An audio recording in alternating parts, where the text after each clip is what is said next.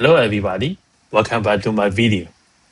So in this video, we are going to look at about the most common operations in Python, which is looping over the list.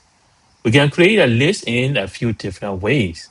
Looping over a list is one of the most common operations in Python. So let's say the first one is, let's say items equal to bracket, just bracket. So it is just an empty list. So we can create one by defining any list with just bracket. But we can also use the built-in list, like this one. List and items. But in Python, it is more common to use just brackets, like this one, like the first one. And the data can also be preceded. For example, color, let's say red, blue, and brown. Colors. We can also iterate in over lists for looping in colors.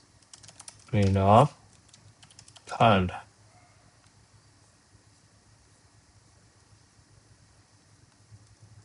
We can just change it to for color in like red, yellow, and blue. It's also equivalent like the above one. So the list comprehension is a more advanced way to loop over the list and set a condition. But you need to avoid it if condition is too low. Okay. So for example, numbers value equals to 1, 2, 6, 3, 15, 22, 4, and 7. Low numbers. If n less than 6, for n in numbers. We just put it n. We need to call it again.